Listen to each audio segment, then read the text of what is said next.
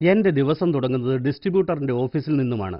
എന്റെ അടുത്ത് എല്ലാ റിപ്പോർട്ട് വിവരങ്ങളും എപ്പോഴും തയ്യാറായിട്ടുണ്ടാവും. എന്റെ അടുത്തുള്ള റിപ്പോർട്ടുകൾ ഞാൻ അവരെ കാണിക്കും. എന്റെ മാർക്കറ്റിന്റെ നിലയെക്കുറിച്ചും പറയും. എങ്ങനെ മാർക്കറ്റിംഗ് നടത്തണം, പിന്നെ സെയിൽസ് പ്ലാനിംഗ് എങ്ങനെ ചെയ്യണം എന്നൊക്കെ മനീഷ് എന്നെ ഗൈഡ് ചെയ്യും. ഗുഡ് മോർണിംഗ് രവി, എന്തുണ്ട് വിശേഷം? സുഖമാണ്. താങ്കൾക്കോ? ഞാൻ വളരെ സുഖമായിരിക്കുന്നു. പിന്നെ എങ്ങനെ ഉണ്ടായിരുന്നു ഇന്നലത്തെ ദിവസം? നന്നായിരുന്നു സാർ. സെയിൽസ് സ്റ്റാറ്റസ് ഞാൻ ഇന്നലെ SMS ചെയ്തിരുന്നല്ലോ. ആഹാ, അത് ഞാൻ നോക്കിയായിരുന്നു. പിന്നെ എന്താ ഇന്നത്തെ പ്ലാനിംഗ് താങ്കളുടെ? സാർ, ഞാൻ ഇന്നത്തെ സെയിൽസ് പ്ലാനിംഗ് ചെയ്തിട്ടുണ്ട്. എന്റെ ആവറേജ് 10,000 ആണ്.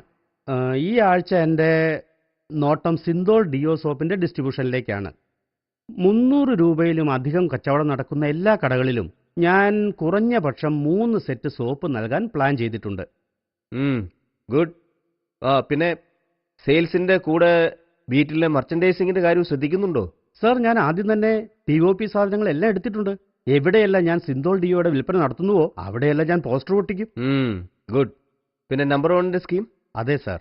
2 കേസ് വീതം വാങ്ങുന്ന 10 കടക്കാർക്ക് ഈ മാസം ഞാൻ 3 കേസ് വീതം നൽകിക്കൊണ്ട് ഒരു കേസിന് 5 രൂപ വീതം ഒരു സ്കീമും നൽകാൻ പോവുകയാണ്. ഫീൽഡിലേക്ക് പോകുന്നതിന് മുൻപായി ചില തയ്യാറെടുപ്പുകൾ ചെയ്യേണ്ടതായിട്ടുണ്ട്.